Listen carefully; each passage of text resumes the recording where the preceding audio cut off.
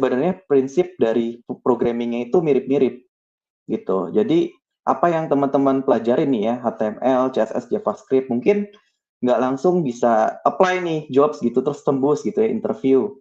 Nah sebenarnya ada lagi nih kebutuhan-kebutuhan requirement lainnya. Nah tapi ketika kalian sudah menguasai suatu basic nih, apapun itu bahasanya, nah ketika pindah bahasa tuh prinsipnya mirip-mirip gitu. Jadi teman-teman yang udah paham betul nih gitu ya basic HTML-nya, CSS-nya, JS-nya, ketika beda bahasa program itu adaptasinya lebih cepat teman-teman. Gitu. Kira-kira gitu ya teman-teman. Oke. Nah, kita kan tadi sudah ngomongin proses dari software development itu sendiri. Nah, apalagi sih tools-tools yang dipakai oleh developer atau engineer. Nah, ada lagi nih satu hal yang penting ya, teman-teman dalam bekerja dalam pembuatan software, yaitu adalah version control system dan repository. Nah, apa itu version control system? Nah, intinya adalah sistem mencatat setiap perubahan sebuah file atau kumpulan file atau coding. Itu ya. Jadi di sini mungkin saya ambil perumpamaan. Kalau teman-teman bikin skripsi nih ya, mungkin terutama yang mahasiswa pasti tahu nih. Gitu. Jadi misalnya bikin dokumen pertama nih baru bab 1 ya gitu. Terus direvisi nih gitu, tambah lagi gitu ya. Lalu revisi kedua, revisi ketiga. Nah, teman-teman bikin revisi itu, bikin lagi dokumen baru.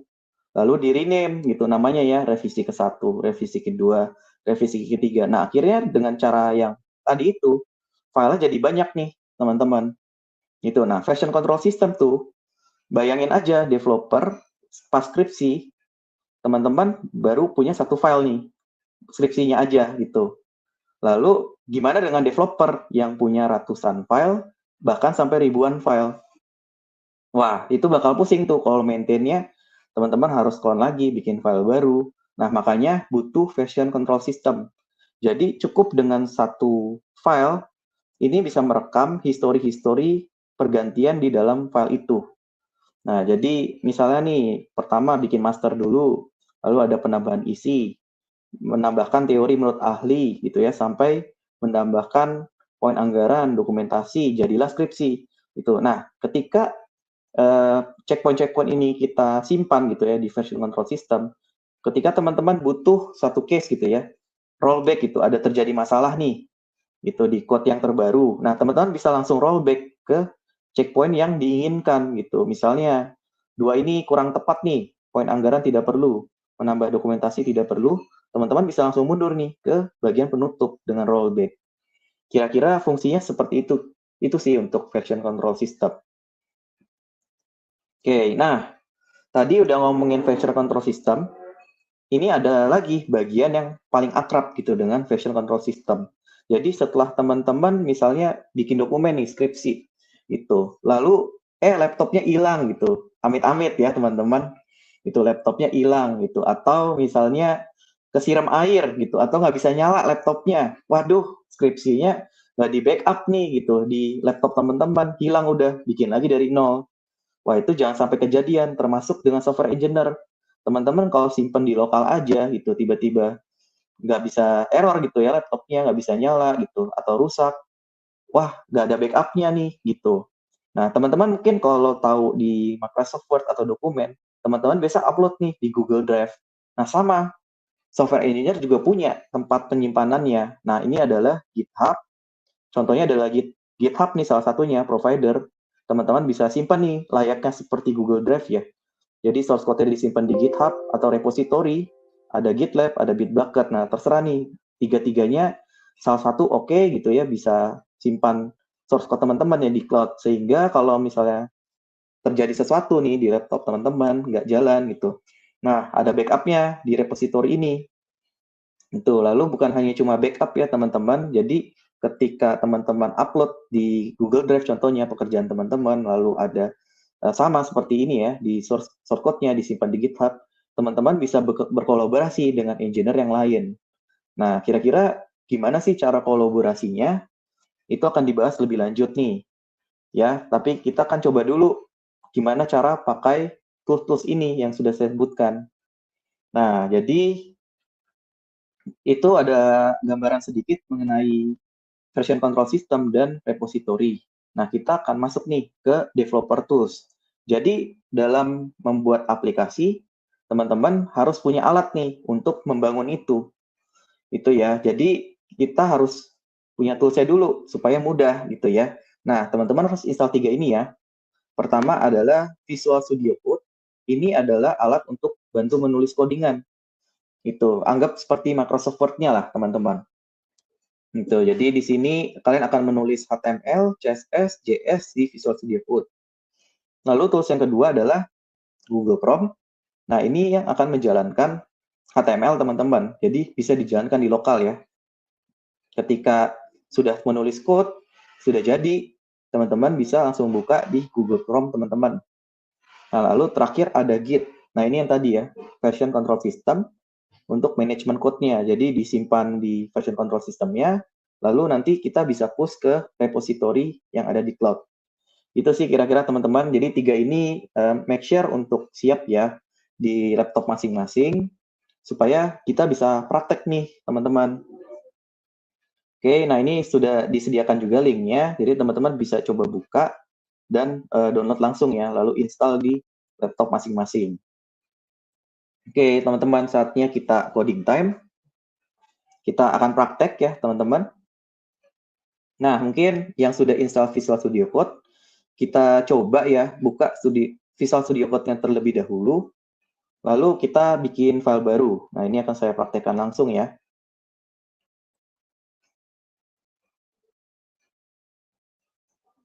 Oke, teman-teman, sambil menunggu bisa ya tunggu gitu ya, lalu buka Visual Studio Code-nya.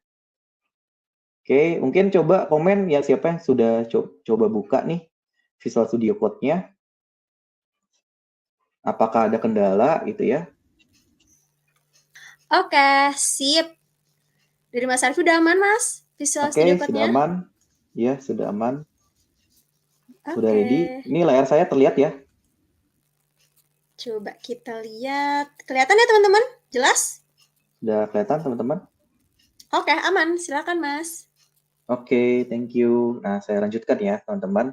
Jadi, kita praktek langsung. Pertama, kita coba VS Code-nya, kita buka. Lalu kita klik file, lalu klik new file. Jadi, kita bikin file dulu yang baru. Lalu klik pilih HTML. Nah, teman-teman, tadi yang tadi saya tunjukkan, mungkin di pilihan teman-teman nggak ada atau tidak ada, tergantung ya dari OS-nya. Itu jadi teman-teman bisa langsung tulis aja doctypes HTML seperti yang di slide gitu ya. Jadi HTML-nya kita buka, lalu kita tutup nih HTML-nya. Oke. Nah, sampai sini mungkin sudah bisa menulis, sudah aman semua. Nah, teman-teman bisa save dulu ya. Save dulu, save as. Nah, bisa coba bikin folder. New folder kita bikin aja misalnya contoh training 1 gitu ya. Nah, kita coba save filenya dengan index.html di dalam folder tersebut. Oke, teman-teman, gimana? Sudah bisa ya? Oke, kita save dulu nih index.html-nya. Nah, lalu untuk supaya memaintain nih, kan di sebelah kiri ini ada namanya file explorer ya. Jadi kalian bisa coba open juga foldernya supaya bisa muncul di sebelah kiri. Oke, seperti ini ya. Nah, di sini ada nih index.html. Nah, ini tujuannya untuk apa sih? Kenapa harus open di sebelah kiri? Supaya kita mudah nih kalau misalnya kita mau bikin file baru lagi.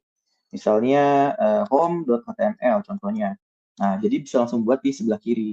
Jadi tools Visual Studio Code ini bisa membantu kita mempercepat dalam bekerja juga, teman-teman. Itu oke. Nah, teman-teman, gimana kira-kira masih ada kesulitan sampai sini? Nah, kalau sudah tidak, boleh ditulis sesuai dengan yang ada di slide ya, gitu. Jadi pertama kita buat head-nya dulu. Nah, fungsinya akan saya jelaskan nih, teman-teman. Di head ini, pertama kita dari atas dulu ya, teman-teman. Doctype ini adalah untuk memastikan file yang teman-teman buat ini adalah dibacanya dengan HTML, HTML5. Jadi ketika kita define seperti ini, doctype HTML, nah browser akan membaca nih itu bahwa ini adalah file HTML. Nah, ini untuk tag yang pertama nih, teman-teman. Lalu tag yang kedua ada HTML. Jadi JavaScript HTML sendiri itu punya struktur, gitu ya. Jadi strukturnya itu berbentuk tag.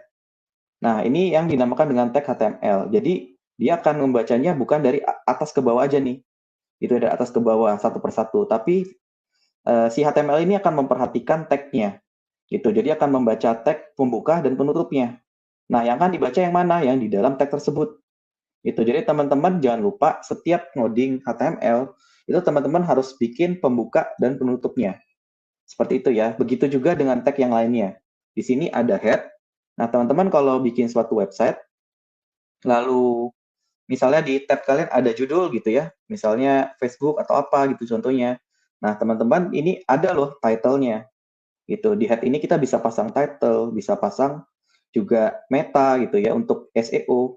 Nah, ini adalah di bagian header suatu website. Itu ada di tab-nya ya, teman-teman, gitu. Jadi bisa kalian namain nih semua website kalian, websiteku gitu misalnya.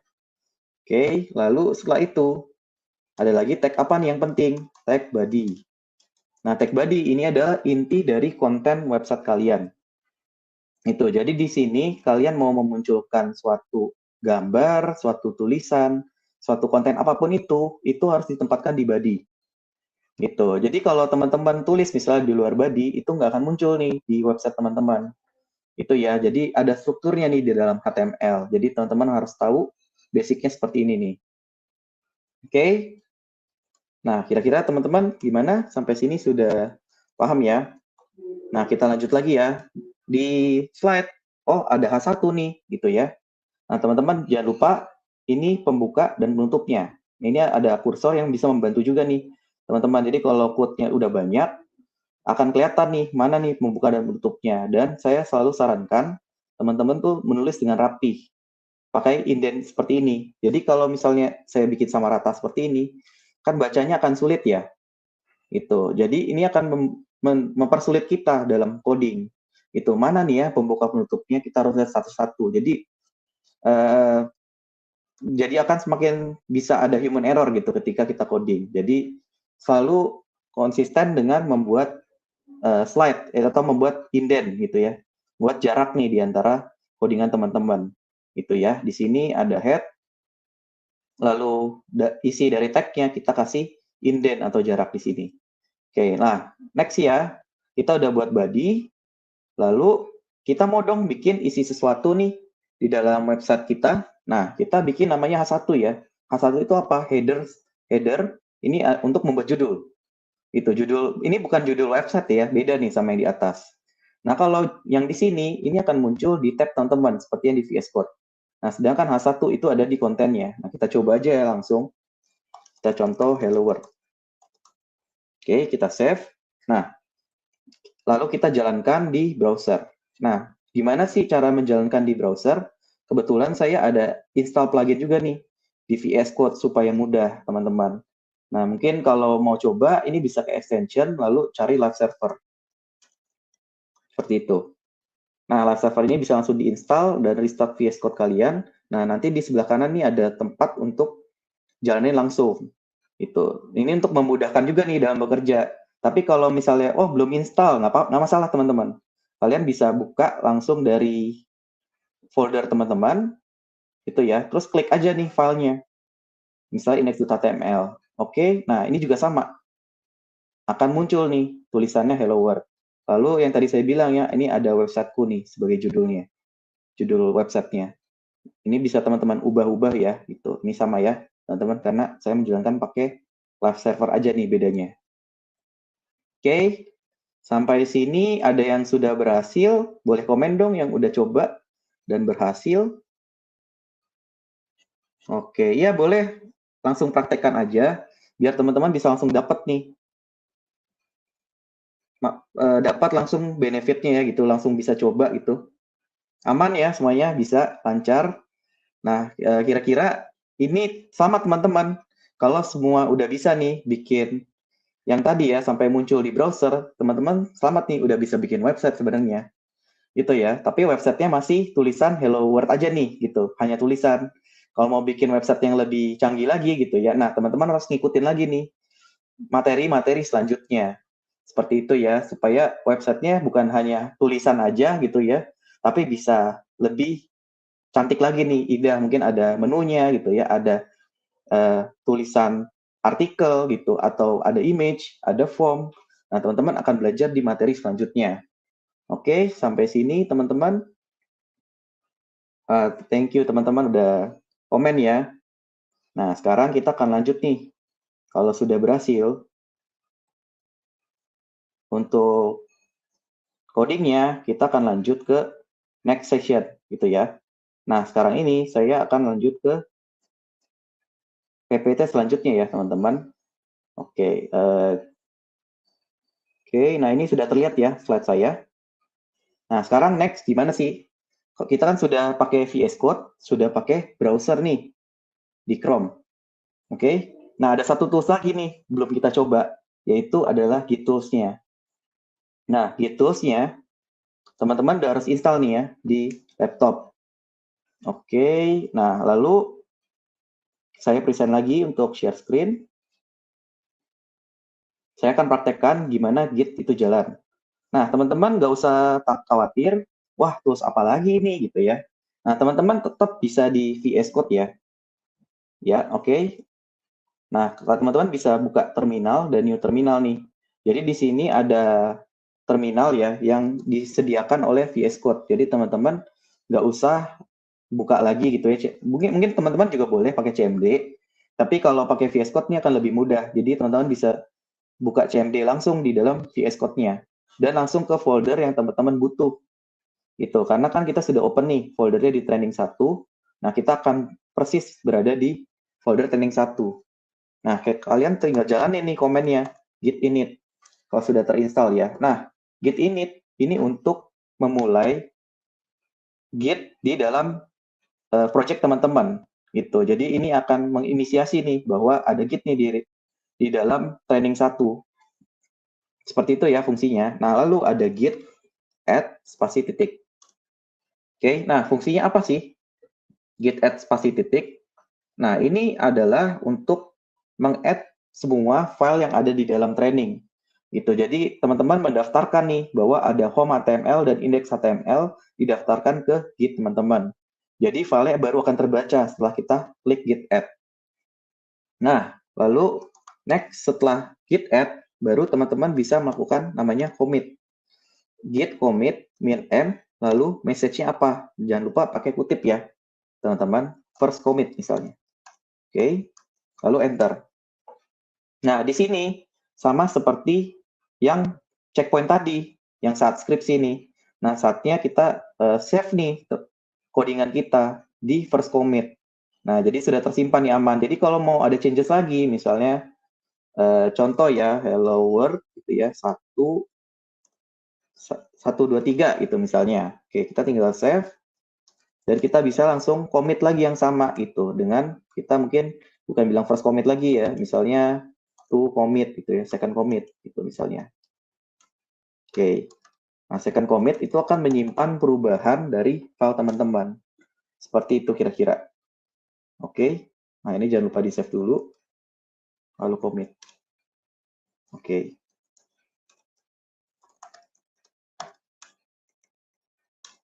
Nah, oke. Jangan lupa git add lagi ya.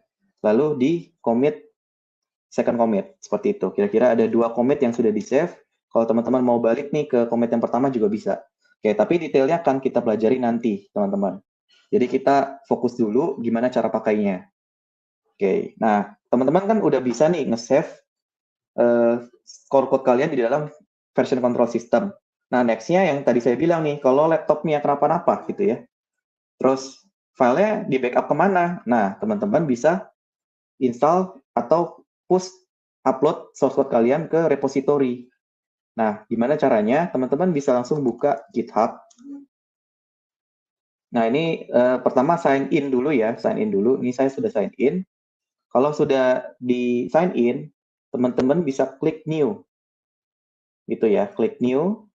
Nah, di sini ada repository name, teman-teman tinggal isi aja sesuai kebutuhan teman-teman. Misalnya latihan 1, repo you. gitu misalnya. Nah, teman-teman bisa pakai yang lain ya, bebas gitu ya. Ini untuk nama repositori kita, gitu. Jadi dan setelah itu udah ada tanda centang hijau nih, berarti aman nih, nggak ada repositori yang sama dengan di dalam akun kita, gitu. Jadi namanya available. Nah, saya bisa pakai ini description, ini optional. Lalu ini yang penting ya, mengenai public dan private. Jadi public ini semua orang bisa lihat nih repositorinya gitu. Jadi bisa diakses asal tahu URL-nya. Nah, kalau private ini akan tersimpan untuk diri sendiri. Nah, saya ambil public aja ya, next. Nah, jadi kalau semua sudah oke, sudah hijau nih untuk yang repository name. Nah, teman-teman bisa tinggal create repository. Oke, kita create. Nah, oke, ini sudah kita create. Oke, berarti kayaknya sudah siap nih kita sudah bikin repository, tinggal kita isi nih ke dalamnya file-file kita. Nah, sampai sini kita harus next step dulu nih, gitu ya. Di sini kan ada ya, jalankan command git add origin, lalu ada token https://token@github.com/giturl. Nah, bagian-bagian yang di tag itu ya, bagian token dan git URL itu harus kita isi, teman-teman. Nah, pertanyaannya, wah dari mana nih dapatnya? Gitu ya. Nah, tokennya simple, tokennya teman-teman bisa masuk ke setting, lalu setting yang ada di ini ya, setting ada di sini, profil, masuk setting, lalu ke developer setting. Nah, masuk ke personal access token. Itu. Nah, ini kebetulan saya udah ada nih, gitu ya, akses tokennya. Nah, mungkin bisa create new juga, generate new aja, pilih yang atas bawah, nggak ada masalah, lalu masukkan password.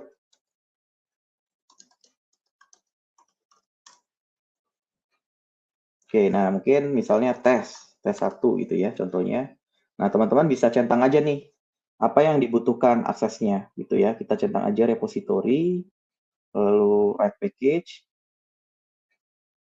Oke, lalu dua ini harusnya cukup sih, dua ini. Oke, dua ini aja nggak masalah, lalu klik generate token. Oke, nah mungkin untuk yang teman-teman yang ketinggalan, nah ini ada token ya, kita tinggal copy. Untuk yang ketinggalan, teman-teman gak usah khawatir, ada link juga ya di dalam slide-nya. Jadi teman-teman bisa coba langsung tutorialnya sama persis nih, gitu. Atau mirip-mirip lah, kira-kira gitu. Jadi teman-teman bisa coba setelah ini. Oke, nah setelah dapat tokennya, next-nya apa nih? Berarti git URL-nya. Oke, kita tulis dulu ya. Git remote add origin https spasi token at github.com/giturl. Nah, giturl dari mana? Nah, kita kembali lagi ke repository, teman-teman. Kita ke repository, lalu masuk ke ke repository yang tadi. Latihan 1 revo you. Oke, nah ini ada URL di sini nih, teman-teman. Nah, teman-teman bisa copy. Nah, teman-teman lihat example yang di bawah ya. URL yang diambil itu segini aja nih, dari Harvey Novian sampai nama account / nama project kit-nya. Lalu dikopas, gitu ya. Oke, nah setelah ini teman-teman bisa langsung enter. Nah, kalau mau ngecek remote originnya sudah terhubung atau tidak, bisa get remote inv ya. Oke, seperti ini. Yang tadi, kira-kira gitu ya teman-teman. Nah, ini fungsinya untuk apa sih? Nah, ketika teman-teman mau nge-push gitu ya, codingan kalian, upload codingan kalian, itu nggak boleh semua orang bisa push gitu ya. Jadi, hanya orang tertentu nih yang punya akses untuk ngelakuin upload coding gitu. Karena kalau misalnya tidak ada autentikasi seperti ini, otomatis orang iseng gitu ya, siapapun itu, asal tahu git URL bisa dirubah-rubah nih, teman-teman. Jadi harus kita bikin semacam remote gitulah. Kita anggap semacam loginnya. Gitu, oke. Nah, setelah git remote at origin sudah berhasil, teman-teman baru bisa langsung push gitu ya. Tapi teman-teman harus memastikan teman-teman komitnya sudah tersimpan semua. Jadi tidak ada perubahan lagi nih dalam codingan teman-teman gitu. Karena kalau misalnya masih ada perubahan, dia tidak akan bisa nge-push. Jadi harus di-commit dulu nih. Oke, karena saya sudah terakhir commit ya, gitu, di Hello World 123. Mungkin saya coba dulu nih. Misalnya saya ganti, saya hapus gitu ya, saya ganti. Lalu saya mau coba nge-push nih.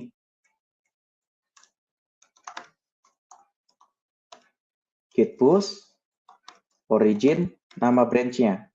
Nah, nama branch-nya saya contohkan master deh gitu ya. Oke, nah ini akan ke-push, tapi yang ke-push adalah commit yang terakhir. Gitu. Jadi bukan yang Hello World ini, tapi yang 123. Nah, kita cek ya, betul atau tidak. Oke. Kita refresh saja. Apakah sudah terpush? Nah, sudah berhasil. Oke, kita cek ya filenya. Nah, ini ada Hello World 123. Jadi dia akan nge-push yang terakhir kita commit. Kita lihat historinya. Ada commitan pertama saya dan commitan kedua. Gitu. Nah, ini juga ada key-nya. Nah, ini yang berguna untuk kalau kita mau coba pindah-pindah nih ke commit sebelumnya. Seperti itu, teman-teman. Nah, kira-kira ini fungsi untuk repository GitHub. Jadi, teman-teman, apa yang sudah ada di version control system, itu akan di-upload semua juga ke GitHub. Gitu. Jadi, teman-teman sepaket nih, gitu ya, harus di lokalnya jalan, Git-nya, dan repositorinya tinggal terima, gitu, apa yang sudah teman-teman buat nih di version control system. Kira-kira gitu sih. Nah, mungkin dari saya prakteknya untuk GitHub sampai sini aja. Nah, nanti detailnya akan mendalam lagi ya, teman-teman. Dan juga jangan khawatir, teman-teman, kalau yang masih bingung, kita akan ada semacam recap ya. Jadi materinya akan coba diulang oleh tim lead supaya lebih bisa dipahami lagi nih sama teman-teman gitu. Jadi kalau ada kesulitan bisa tanyakan di question juga, teman-teman. Oke. Nah, setelah ini mungkin saya share sedikit ya. Selain teman-teman belajar mengenai HTML tadi ya, terus ada GitHub, repository, di full stack program tuh masih ada banyak lagi materi yang akan diperdalam. Itu teman-teman nggak perlu takut ya.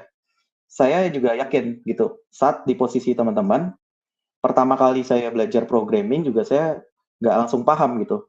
Wah, ini untuk apa ya gitu. Saya masih bingung nih. Lalu sintaksnya juga suka salah, banyak error. Nah, justru ini adalah interesting dari software engineer, teman-teman. Kita rasanya ketika sudah berhasil menyelesaikan problem itu seperti ya dapat lotre lah, teman-teman, gitu kira-kira. Karena memang kita dalam belajar software engineer tuh butuh proses. Nah, kalau saya percaya teman-teman tidak ada yang tidak bisa, cuma butuh waktu dan latihan. Jadi teman-teman harus coba lagi. Kalau mau tahu lebih dalam nih mengenai materi apa sih yang akan dipelajarin di full stack. Nah, ini ada beberapa poin-poin seperti algoritma dan data structure, lalu framework-nya React.js, Node.js, ada SQL dan NoSQL, lalu gimana cara kita mendeploy, itu ya, mendeploy website yang sudah dibuat, mau front end atau back end deployment-nya. Lalu ada security juga, teman-teman. Nah, jadi akan banyak materi yang lebih mendalam dan tentunya pasti teman-teman akan dibantu nih kalau ada kesulitan di full stack program, teman-teman. Nah, untuk materi saya hari ini cukup. Jadi teman-teman nggak usah khawatir, ini baru awal mengenai high level atau lebih banyak konsep dan teori. Nah, next-nya akan lebih banyak praktek, teman-teman. Itu. Jadi akan dibahas di materi selanjutnya. Jadi teman-teman tetap stay tune dan ikutin terus materinya ya. Oke, dari saya itu aja, teman-teman. Quote dari saya, intinya terus belajar dan terus latihan supaya bisa dapat skills baru. Oke, saya kembalikan ke tim Review. Terima kasih. Nah, gimana teman-teman tadi sesinya bareng sama Kak Harvey? Seru banget dong ya tentunya.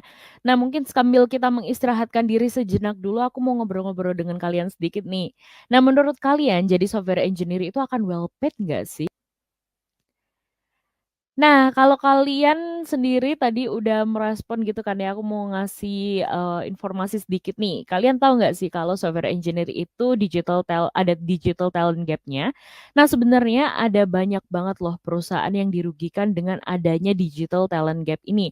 Menurut survei dari Capgemini Digital Transformation Institute, ada banyak organisasi yang menyatakan bahwa gap ini tuh mempengaruhi daya saing mereka. Padahal sekarang penting banget untuk mengembangkan dan mengeksplor hal baru karena kompetisi semakin tinggi juga nih teman-teman. Nah, oleh karena itu banyak banget perusahaan yang berani invest untuk merekrut qualified software engineer sehingga bisa mengisi talent gap yang ada di sini nih teman-teman. Jadi kalian bisa lihat sendiri ya di layar ini. Nah, kemudian juga untuk kalian yang penasaran gitu kan ya, kira-kira, gimana sih software engineer atau mungkin salary-nya itu seperti apa sih? Jadi kita langsung aja lihat ke layar ini ya teman-teman ya. Jadi untuk kalian, mungkin penasaran dengan salary software engineer, kita mulai bahas di entry level nih atau junior software engineer. Di mana untuk pengalamannya kita kira-kira 0 sampai 1 tahun experience. Nah, untuk rata-rata pengalaman tersebut itu bisa mendapatkan salary 4 sampai 14 juta per bulan. Lalu kemudian juga kalau udah lama nih bekerja di software engineer lalu naik nih ke mid level software engineer itu kira-kira pengalamannya 1 sampai 3 tahun nanti akan salary-nya itu akan bertambah di angka sekitar 20 sampai 40 juta per bulan. Lanjut lagi kalau misalkan kalian bekerja lebih lama lagi dan punya pengalaman lebih dari 3 tahun, nanti salary kalian itu range-nya antara 40 sampai 103 juta per bulan. Nah, ini aku dapetin dari Riset Glins dan Monk Hill Venture ya teman-teman. Jadi ini kalian bisa lihat nih dan mungkin kalian bisa mempertimbangkan kembali untuk menjadi seorang software engineer. Nah, gimana teman-teman? Udah makin membara dong ya setelah melihat beberapa referensi penghasilan seorang software engineer. Mana nih teman-teman yang udah semangat belajar software engineer? Nah, menurut Kak Aditya sendiri, dunia digital sekarang ini terdapat gap yang cukup besar antara kebutuhan industri dengan talent software engineer yang ada. Dengan mengikuti full stack software engineer program, kalian bisa banget nih menjadi talent yang kompeten dan qualified yang sesuai dengan yang dibutuhkan industri saat ini untuk mengisi talent gap yang ada. Jadi kalian sudah ready untuk terjun ke industri software engineer? Nah, program goals-nya di Full Stack Software Engineer ini ada 2 teman-teman. Jadi kita akan membantu dan memotivasi student untuk upskills dan akselerasi karirnya. Lalu kemudian juga kita akan provide student untuk menjadi seorang yang kompeten dan qualified talent di job market saat ini dan juga yang saat akan mendatang. Lalu kemudian kalian juga akan diajari oleh seorang industry expert leaders yang saat ini sedang berkecimpung di bidangnya dan kalian juga akan banyak belajar termasuk studi kasus dan apa aja yang tengah dihadapi di job market saat ini. Dan kalian nggak cuman itu aja karena kalian nanti akan diajari how to solve the problemnya. Asik banget dong ya. Jadi kalian akan mendapatkan lengkap banget nih untuk kalian yang ingin menjadi software engineer, kalian akan mendapatkan fasilitas lengkap end to end di full stack software engineer program di RevoU. Nah, untuk kalian yang penasaran apa aja sih yang akan dipelajarin di full stack, jadi nanti selama di full stack kalian akan menjalani proses 6 bulan course untuk memperdalam ilmu software engineer kalian. Di mana di 6 bulan ini akan dibagi menjadi 6 milestones yang nantinya setiap milestone akan membahas topik yang berbeda nih. Yaitu yang ada di layar ini di mana di milestones pertama nanti kalian akan belajar web development essential dan front end development. Lanjut ke milestones kedua, nanti kalian akan belajar mengenai JavaScript, TypeScript, dan front-end development with React. Lalu kemudian masuk ke milestones ketiga, kalian akan mulai masuk ke advanced front-end concept, Next.js, atau Vite React plugin dan unit testing. Dan kemudian lanjut lagi nih ke milestone 4, belajar tentang database security and back-end development with Flask. Lalu lanjut lagi ke milestone selanjutnya, yaitu milestone 5, kalian akan belajar mengenai desain pattern, algorithm, complexity analysis, dan AI enablement development. Dan yang terakhir nih di milestone 6, ini menurut aku yang paling seru, di mana kalian nanti akan masuk ke final project yang integrasi dari keseluruhan skill yang kalian udah pelajarin di milestone-milestone sebelumnya nih teman-teman. Jadi seru banget dong ya kalau misalkan kalian nanti akan belajar ini semua. Nah, lalu kemudian juga setelah 6 bulan, kalian akan memasukin RevoU Next nih selama 3 bulan, di mana di RevoU Next ini akan ada pelatihan-pelatihan untuk kalian memperlancar proses-proses perjalanan pencarian kerja kalian nih teman-teman. Nah, apa sih RevoU Next? Kita lanjut dulu yuk teman-teman. Nah, jadi Revoyu Next sendiri ini akan membantu kalian dalam proses perjalanan pencarian kerja kalian, di mana untuk Revoyu Next ini kalian bisa mendapatkan fasilitasnya banyak banget nih. Ada Revoyu Project, di mana di Revoyu Project ini nanti kalian akan ngerjain project yang akan didampingin mentor, dan di project ini tuh kalian akan dijamin nih untuk enhance skill kalian dan boost kesempatan kalian untuk di-hire oleh company-company. Dan tentunya nanti kalian juga akan mendapatkan support, yaitu karir support training, di mana Revoyu sendiri akan support perjalanan pencarian karir kalian dengan CV atau profile building, portfolio crafting, mockup interview, salary negotiation, dan tentunya masih banyak lagi. Dan selama di Revoyu Next ini, dampingin mentor yang tentunya sudah sangat berpengalaman dalam bidangnya nih teman-teman. Jadi kalian nggak usah khawatir ya teman-teman. Lalu kemudian juga nih guys, untuk selanjutnya kalau kalian udah join ke program Revoyu dan program ini sudah selesai, selanjutnya apa sih? Selanjutnya kalian nggak akan cukup berhenti sampai sini aja.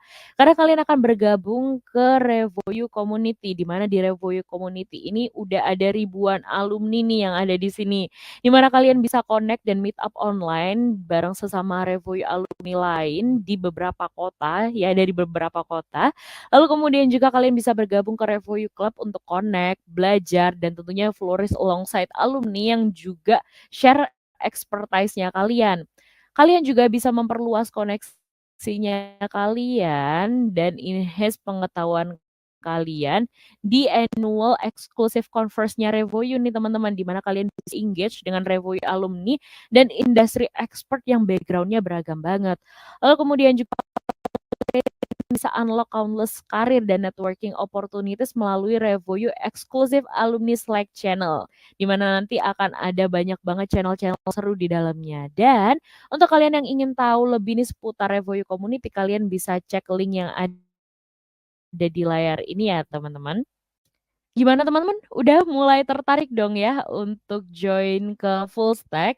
Nah, mungkin aku ingin ngejelasin ke kalian nih detail fasilitasnya dan apa sih sebenarnya keunggulan Revoyu Full Stack dibandingkan dengan online courses lainnya.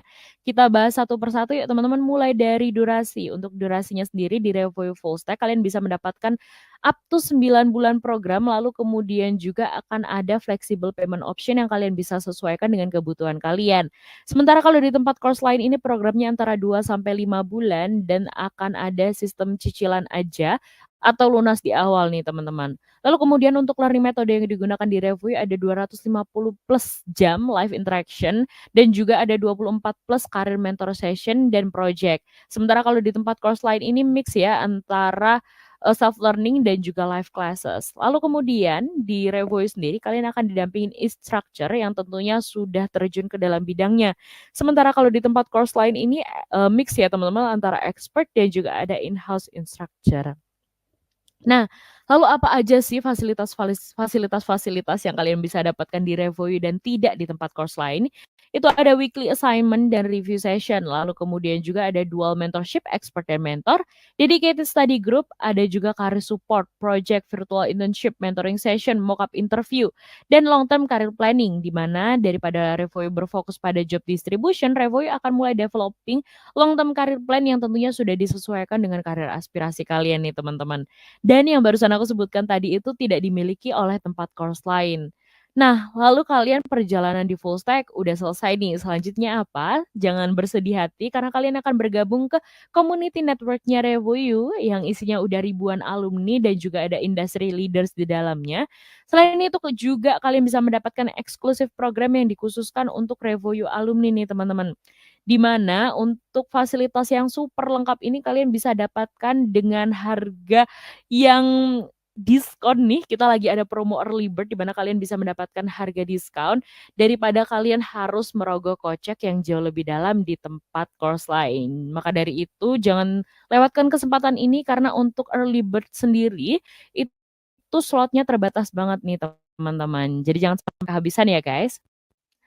Nah, mungkin aku mau ngejelasin nih mengenai program dari Revoyu. Jadi program dari Revoyu sendiri ada 2 nih teman-teman, ada 6 bulan, ada juga 9 bulan yang kalian bisa sesuaikan dengan karir aspirasi kalian. Untuk program 6 bulan sendiri kalian akan belajar intensif seputar software engineer, dan untuk kalian yang ingin upgrade, kalian bisa banget bergabung ke program 9 bulan, di mana selain kalian mendapatkan fasilitas belajar ilmu software engineer selama 6 bulan, kalian juga bisa mendapatkan 3 bulan nih untuk mempersiapkan kalian ke job market nih teman-teman. Nah, untuk kalian yang udah ready, kalian bisa banget langsung daftarkan diri kalian, dan Revo sendiri juga menyediakan flexible payment option nih. Ada upfront atau lunas di awal, ada 0% split payment yaitu cicilan 6 bulan tanpa bunga. Ada cicilan sampai 12 bulan juga dengan uang muka fleksibel, cicilan 6, 12, 18 bulan mulai dari 1 jutaan per bulannya, dan yang paling menarik nih ada study no pay letter atau SNPL, di mana cicilan dimulai setelah selesai belajar dari RevoU, di mana student bisa membayar 450 ribuan rupiah selama 6 bulan atau selama periode belajar di RevoU, dan cicilan sendiri akan dimulai di bulan ke-7 dengan cicilan mulai dari 2 jutaan rupiah nih. Dan aku ingin info sedikit nih teman-teman bahwa kita lagi ada promo early bird, di mana kalian bisa mendapatkan harga spesial, dan ini tuh slotnya terbatas banget. Jadi kalau kalian nggak mau ketinggalan slotnya, kalian bisa langsung daftarkan diri kalian sekarang ya guys. Nah, dan untuk teman-teman yang mungkin penasaran gitu kan ya, jadi ya Revoice sendiri itu menyediakan study no pay letter untuk support belajar dan karir journey kalian di software engineer. Kalian juga bisa simak nih cerita-cerita para alumni yang menggunakan study no pay letter. Kalian bisa simak dan cek-cek story lainnya di jurnal Revoice ya. Mana tahu ada yang relevan nih sama kalian. Oke guys, nah mungkin aku nggak cukup sampai sini karena aku mau ngenalin kalian juga nih ke Aldiansyah. Jadi Aldiansyah ini adalah alumni full stack software engineer, di mana yang sebelumnya Aldiansyah adalah seorang entrepreneur yang sukses switch karir sebelum graduate dari RevoU.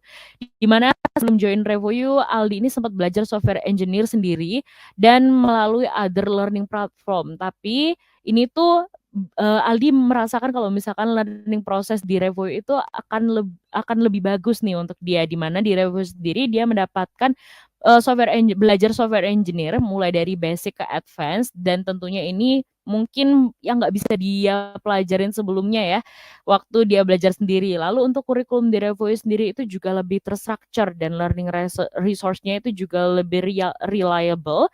Lalu kemudian juga bisa praktis lebih intens karena di Revo sendiri nanti kalian akan diberikan weekly assignment individual dan grup, dan tentunya bisa mendapatkan insight yang banyak banget dari expert instructor, di mana ini mungkin akan sulit didapatkan kalau misalkan belajar sendiri nih teman-teman. Jadi kalian bisa banget nih untuk mengikuti jejak Aldiansyah untuk join ke RevoU dan belajar ilmu software engineer bersama RevoU teman-teman. Dan berikut adalah bukti dari para alumni RevoU Full Stack program yang telah bekerja di berbagai industri, baik dari instansi BUMN, startup, perusahaan multinasional, dan tentunya masih banyak lagi. Nah, kabar baiknya di software engineer, kalian bisa banget nih kerja remote working, dan kesempatan freelance kalian itu juga banyak. Sehingga kalian bisa punya other income dan opportunity atau peluang bekerja di perusahaan luar negeri, tapi tetap stay di Indonesia nih. Asik ya kerja di luar negeri tapi tinggalnya di kota yang living cost-nya bisa dibilang lumayan kecil gitu. Tunggu apa lagi teman-teman, jadi segera daftarkan diri kalian buat kalian yang udah yakin ke full stack software engineer program di RevoU. Dan dapatkan benefit yang sudah aku sebutkan tadi nih, linknya kalian bisa temukan di live chat box ya teman-teman. Nanti kalian bisa klik juga pin YouTube yang ada di live chat box juga nih teman-teman. See you di full stack ya guys. Oke teman-teman, nah kalian udah pada nggak sabar dong ya untuk pertanyaan-pertanyaan yang masuk. Kita langsung aja masuk ke Q&A session, di mana untuk sesi ini aku akan didampingin oleh rekan aku nih teman-teman. Enjoy ya teman-teman. Nah, oke deh, tanpa berlama-lama, mungkin aku langsung masuk ke Q&A sessions ya bareng sama Mas Harvey nih. Halo Mas Harvey, udah siap Ya, jawabin pertanyaan teman-teman? Ya, siap. Pasti banyak pertanyaan bagus nih.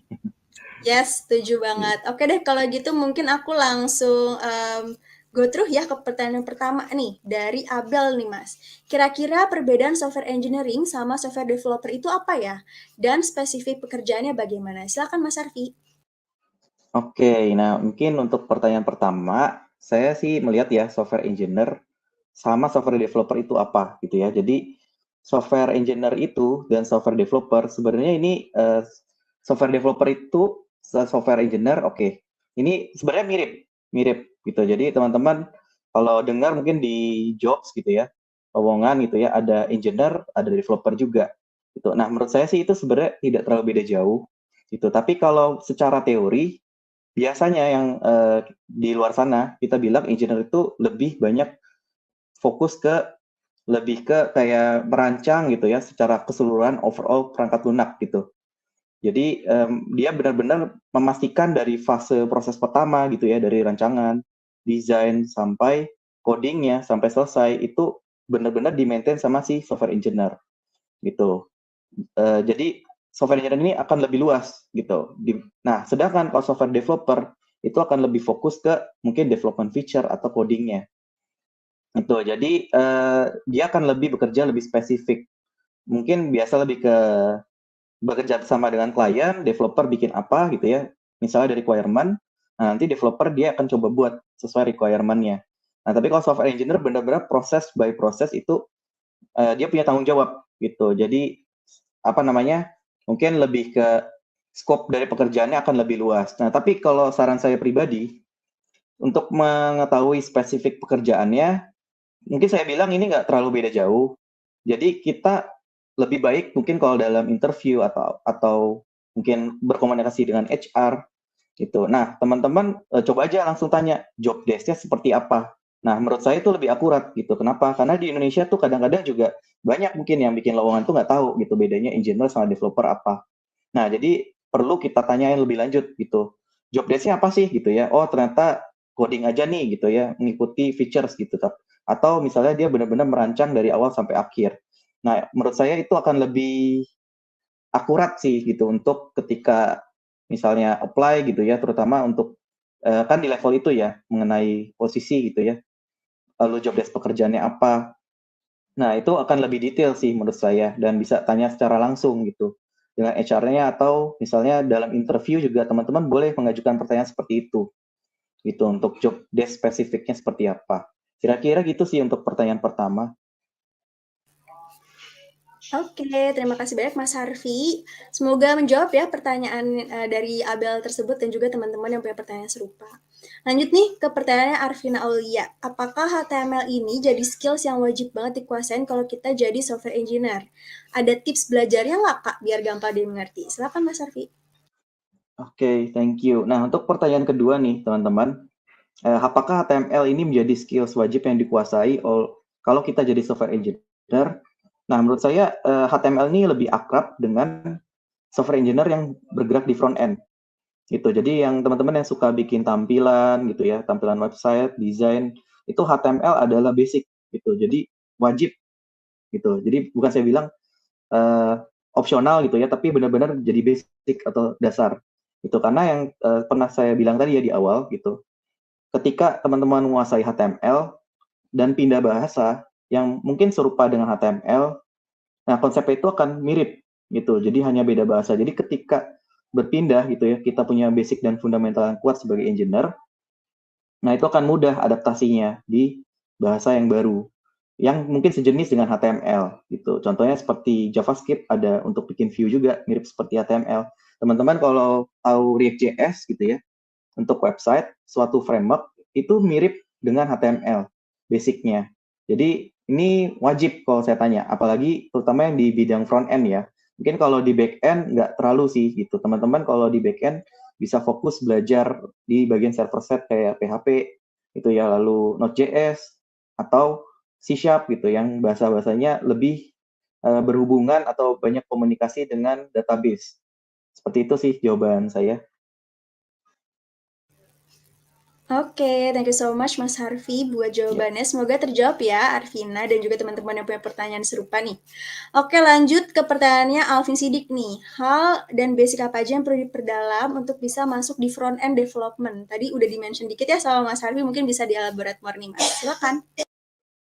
Iya, oke. Nah, untuk hal dan basic apa aja yang perlu diperdalam untuk bisa masuk front end development. Nah, pertama teman-teman harus bisa tadi betul ya kayak HTML, CSS, JavaScript itu adalah basic dari programming front end development website. Nah, setelah menguasai bahasanya, teman-teman juga harus mengerti mengenai algoritma, data structure, karena itu akan jadi basic ya gitu ketika bikin suatu misalnya suatu aplikasi, di belakang itu kan ada logic yang berjalan, yang seperti pernah saya mention gitu ya mengenai tentang algoritma. Nah, itu diwujudkannya dengan bahasa program dan algoritma. Logik-logiknya kita harus praktekkan gitu. Nah, jadi teman-teman next-nya mungkin di materi Revoyu juga akan belajar full stack-nya, terutama belajar tentang algoritma. Gitu, gimana cara logik gitu ya. Terus ada codingan komen-komen seperti apa yang berjalan di belakang software gitu. Jadi hal basic mungkin yang paling simple adalah yang sekarang kita pelajari sih, HTML, CSS, JS, baru nanti mulai masuk ke algoritma gitu ya, data structure, dan bisa belajar juga mengenai framework yang banyak digunakan di dunia kerja itu, React.js. Nah itu next levelnya gitu. Tapi kalau basicnya menurut saya persis seperti materi kali ini, fundamental course yaitu HTML, CSS, dan JavaScript. Kira-kira gitu sih jawaban dari saya. Oke, terima kasih banyak Mas Harvey. Semoga terjawab ya Alvin pertanyaannya dan juga teman-teman yang punya pertanyaan serupa. Next langsung nih ke pertanyaan dari anonim nih. Project apa aja yang direkomendasikan sebagai portofolio untuk seorang front-end developer pemula? Silakan Mas Harvey. Oke, project apa saja yang direkomendasikan sebagai portofolio untuk front-end developer pemula? Nah, sebenarnya portofolio itu bisa banyak ya. Itu mungkin kalau saya bilang buat suatu website, isi dari websitenya mau apa aja sih? Gitu. Feature-nya mau apa aja gitu. Nah, kalau feature-nya hanya 1-2, mungkin itu akan mudah dan kompleksitas feature-nya seperti apa. Itu contohnya mungkin saya bisa bilang yang paling simple sih kita bikin view-view dulu aja.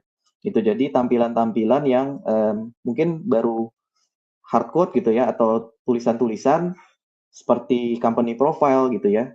Mungkin kalau ke arah yang lebih dalamnya lagi bisa chat application. Jadi portofolio apapun sebenarnya itu mendukung sih teman-teman. Semakin banyak portofolio, terutama pemula ya kalau banyak coba gitu ya, dan beragam itu akan lebih bagus sih kalau menurut saya. Itu karena artinya dia benar-benar mencoba gitu, mencoba misalnya, oh saya belum pernah nih buat chat application, dicoba gimana caranya gitu. Nah tapi sebelum ke sana mungkin bisa coba paling basic itu adalah bikin view-view sederhana dulu aja, lebih ke informatif, kira-kira gitu sih dari saya. Kalau sudah misalnya lebih expert gitu ya, teman-teman bisa coba integrasiin ke backend gitu, entah pakai API public atau coba bikin dari backend sendiri. Nah, cuma kalau memang mau coba fokus ke tampilan aja, sebenarnya bisa kita bikin pakai API gitu. Nah, mungkin API ini akan lebih dalam lagi gitu ya materinya gitu. Kalau saran saya sih seorang front end yang penting bisa slicing atau bikin desain gitu ya dari website, lalu consume dari backend. Backendnya seperti apa? Bisa API, terutama API ini yang paling banyak gitu ya, paling banyak dipakai di dunia kerja. Itu atau misalnya bikin server side sendiri dengan PHP misalnya. Contohnya seperti itu sih, teman-teman. Oke, terima kasih banyak Mas Harvey untuk jawabannya nih buat pertanyaan anonim gitu ya.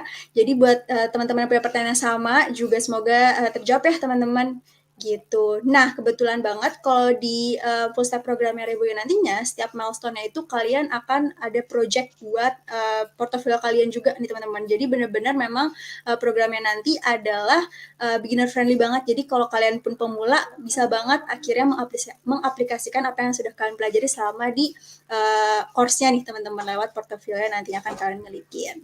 Oke, langsung aja kita move ke pertanyaan Riva nih dari kacamata user. Kira-kira apa aja sih yang kakak lihat dari seorang kandidat software engineer?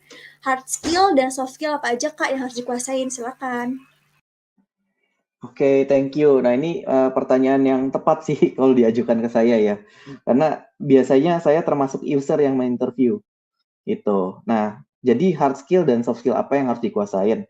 Nah, kalau saya pribadi, terutama yang mungkin beda level, beda ini ya, beda pertanyaan mungkin ya atau beda requirement. Itu. Nah, mungkin kalau level senior pasti hard skill-nya, pengalaman itu akan dinilai itu. Tapi mungkin kalau untuk yang baru-baru nih, pemula atau intern atau junior developer, saya itu banyak melihat dari sisi fundamentalnya dulu gitu. Dia ngerti nggak algoritma, ngerti nggak basic-basic gimana cara kerja website gitu ya. Lalu dalam membuat suatu feature nih harus mulai dari mana dulu nih tahapannya gitu. Jadi saya akan lebih banyak nge-review dari fundamentalnya atau basic. Nah, soft skill itu adalah faktor yang paling penting menurut saya justru.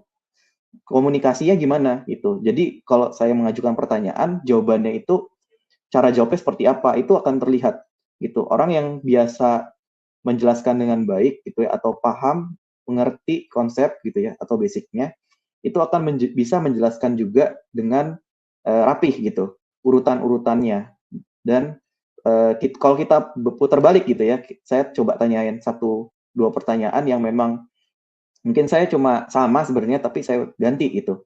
Mungkin kalau biasa taunya HTML, CSS, JS gitu ya pertanyaannya, urutannya.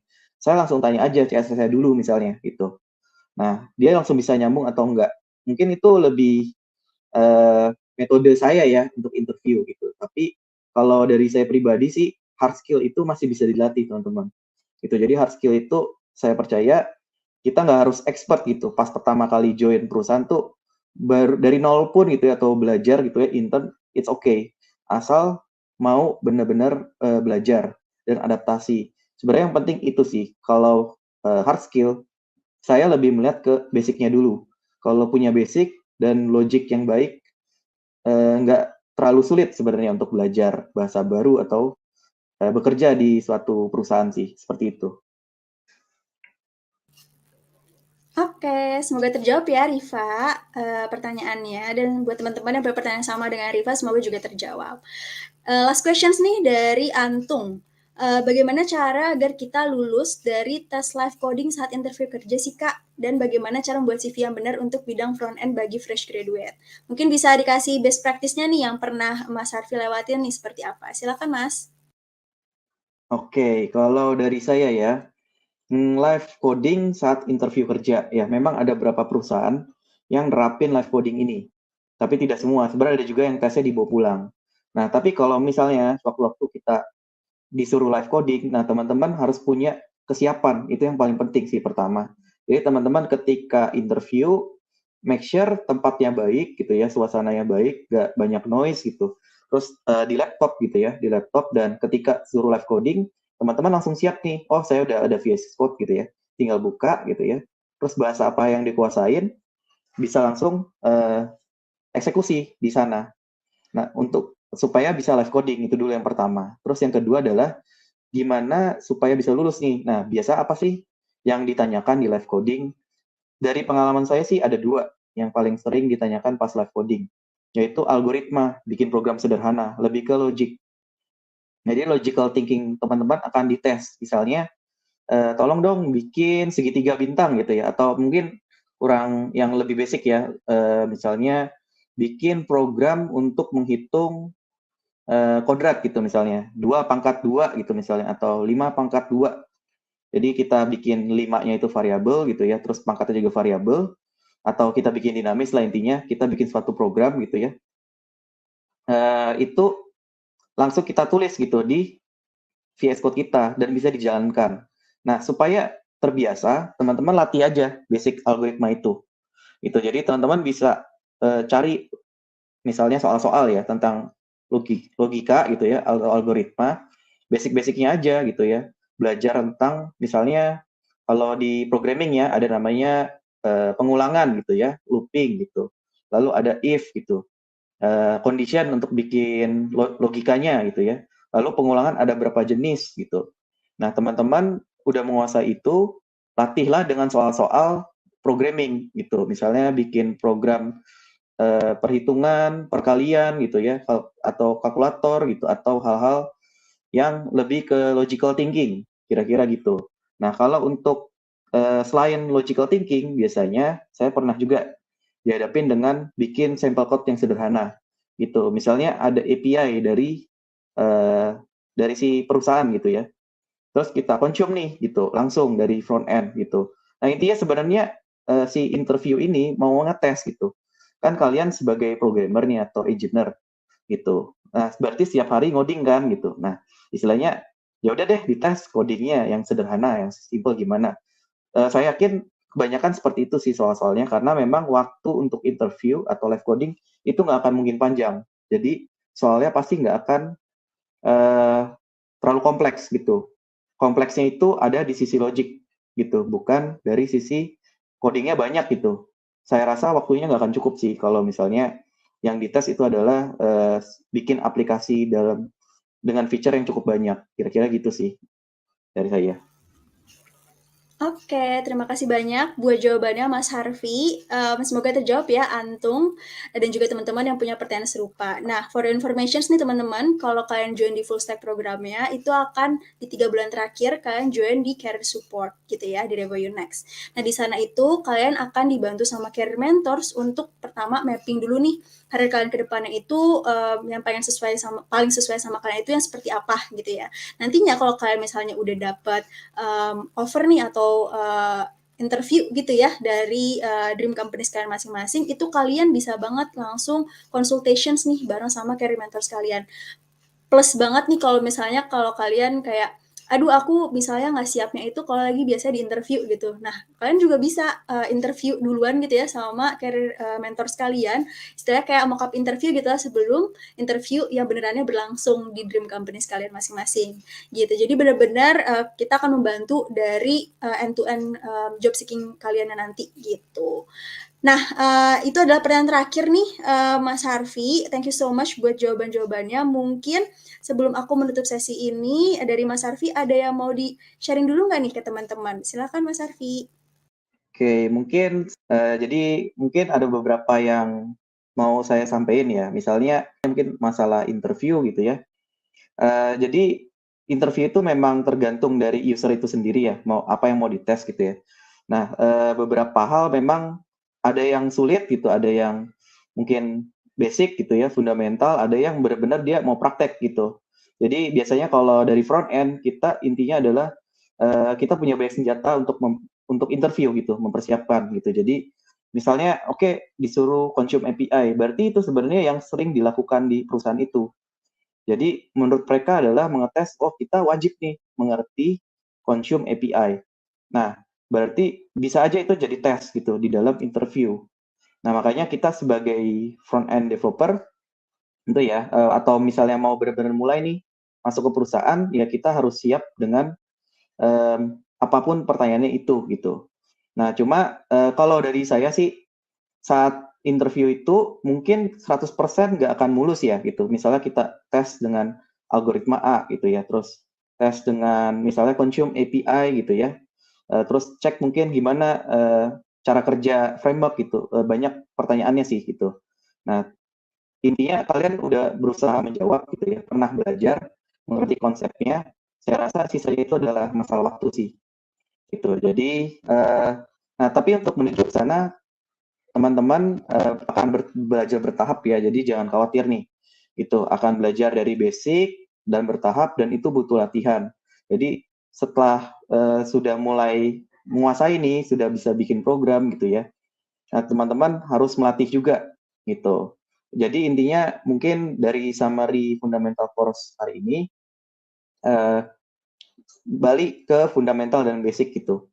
Kita harus benar-benar kuat di dalam basic dan fundamental. Dan yang saya sarankan lagi ya sebelum masuk ke next session lagi, itu adalah kita sebagai engineer tuh nggak masalah kita nggak hafal semua sintaks, semua komen. Kita nggak perlu menghafal itu sebenarnya. Nah, tapi kita perlu punya ngerti konsep gitu, ngerti konsep. Ini fungsinya untuk apa? Ini fungsinya untuk apa? Sisanya sebenarnya teman-teman masih bisa googling gitu, googling atau nyontek dari website tutorial misalnya. Nah itu sangat sangat boleh gitu, masih boleh dan teman-teman nggak ada masalah. Jadi yang penting dari software engineer, menurut saya kalau hafalan itu lebih kebiasaan sih. Jadi kalau kita sudah terbiasa, lama-lama kita ingat nih teman-teman. Gitu kira-kira ya. Nah mungkin ada pertanyaan lagi nih, saya bantu jawab ya. Banyak nanya-nanya nih tentang back end dan front end bedanya apa. Nah tadi mungkin lebih clear ya gitu. Ada yang mention juga nih mengenai framework backend. gitu ya. Contohnya kayak Laravel, ada Golang, bahasa-bahasanya. Nah, memang dalam membuat suatu front end, terutama yang di modern software development ya, itu punya bahasa sendiri-sendiri. Nah, tapi menurut saya kita bisa start dengan language JavaScript menurut saya. Itu kenapa? Karena JavaScript ini itu mendukung banyak development gitu. Pertama, teman-teman kalau sudah menguasai JavaScript, framework di front end ya, contohnya React.js, itu bisa bikin front end dengan React.js. Lalu bisa bikin mobile juga. Nah, title saya kan mobile ya. Kok temanya web gitu. Kenapa? Karena mirip-mirip sebenarnya dalam bikin mobile dan web. Sama-sama bisa pakai JavaScript. Nah, kalau di mobile ada namanya React Native gitu. Nah, begitu juga dengan backend sebenarnya. Backend itu juga bisa dengan JavaScript. Dengan frameworknya ada Node.js. Nah, jadi menurut saya dengan fundamental course dan teman-teman start belajar dari JavaScript, ini memudahkan nggak terlalu banyak adaptasi dengan bahasa lain dulu gitu. Jadi teman-teman nggak usah terlalu fokus mempelajari baik bahasa, tapi cukup bisa menguasai satu bahasa. Nah, teman-teman bisa leverage pengetahuannya ke front end, ke back end gitu ya, atau ke mobile. Seperti itu sih mungkin penutup dari saya. Tetap semangat, ikutin terus materi selanjutnya supaya ilmunya bisa dapat full nih, gitu sih dari saya. Oke guys, gimana tadi untuk sesi Q&A-nya? Aku harap ini bisa tadi sesinya sudah menjawab pertanyaan-pertanyaan kalian ya. Nah sekarang aku mau ngejelasin tugas dari Fundamental Course, di mana tugas dari Fundamental Course sendiri ada dua nih. Ada Logical dan Basic Coding dan ada juga Coding Project. Di mana untuk Logical dan Basic Coding sendiri itu terdiri dari 25 soal ganda seputar logical ability dan basic coding. Lalu untuk coding project itu berisikan tugas praktikal untuk mengaplikasikan skill software engineer yang kalian sudah pelajarin sebelumnya. Nah, untuk term and condition-nya sendiri, akses akan dibuka di hari Jumat. Lalu wajib kalian kerjakan untuk mendapat sertifikat digital. Kalian juga wajib hadir dan mengisi link presensi setiap harinya ya, teman-teman. Jadi jangan sampai bolong-bolong ya, guys. Dan untuk jawaban itu tidak akan dibagikan. Nah, untuk deadline-nya sendiri itu akan ada di Kamis di minggu kedua jam 23.59 dan untuk detail seputar tugasnya akan dikirimkan di hari Jumat minggu pertama nih teman-teman. Jadi jangan sampai terlewat dan tentunya kalian pasti harus baca lebih detail ya untuk seputar term and condition tugasnya nanti. Nah, kalau teman-teman mengerjakan kedua assignment tadi, itu artinya tinggal satu langkah lagi nih buat join ke full stack yang benefitnya kalian bisa dapatkan seperti mengasah pengalaman dan keterampilan kalian di bidang software engineer. Lalu kalian juga bisa boost karir dengan bikin portofolio makin cantik dan recruitable. Kalian juga akan mendapatkan e-certificate untuk personal branding dan mendapatkan accelerated track. Dan kalian yang paling penting nih, aku mau infoin bahwa kalau kalian dapatkan accelerated track, itu artinya kalian juga bisa mendapatkan potongan 3 juta rupiah sebagai bentuk apresiasi tim Revoyo karena kalian sudah mengerjakan dengan semaksimal mungkin nih untuk tugasnya. Siapa yang mau potongan 3 juta rupiah? Lumayan banget dong ya tentunya. Dan untuk kalian yang udah yakin untuk join ke Revoyo Full Stack, kalian bisa langsung daftarkan diri kalian sekarang juga dengan klik link yang ada di live chat box. Dan aku mau infoin nih bahwa kita lagi ada promo early bird, di mana untuk promo early bird ini itu slotnya terbatas banget teman-teman. Jadi kalau kalian nggak mau kehabisan slotnya, kalian bisa langsung daftarkan diri kalian sekarang juga ya guys. Nah terima kasih banyak teman-teman udah join ke sesi malam ini. Kita udah seru-seruan bareng nih guys. Dan untuk kalian yang udah yakin banget untuk join ke Revoy Full Stack, kalian bisa langsung daftarkan diri kalian sekarang ya dengan klik link yang ada di live chat box atau yang ada di pin. Nah, aku juga mau remind bahwa besok akan ada sesi yang gak kalah serunya nih teman-teman. Jadi kita ketemu lagi besok ya. Selamat malam dan see you tomorrow. Hey guys, terima kasih udah join ke sesi malam ini ya. Seperti yang aku sudah sampaikan di awal tadi, jangan sampai lupa untuk isi form kehadiran untuk kalian bisa mendapatkan sertifikat Fundamental Course. Nah, formnya cuma bisa kalian akses melalui YouTube ini loh.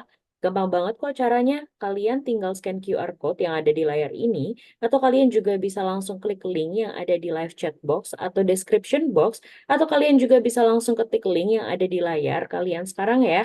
Lalu kalian isi deh formnya. Pastikan kalian mengisi dengan tanggal yang tepat ya. Dan pastikan juga kalian menggunakan email yang sama saat pendaftaran ya. Dan pastikan tidak ada typo atau salah penulisan saat pengisian emailnya. Terima kasih.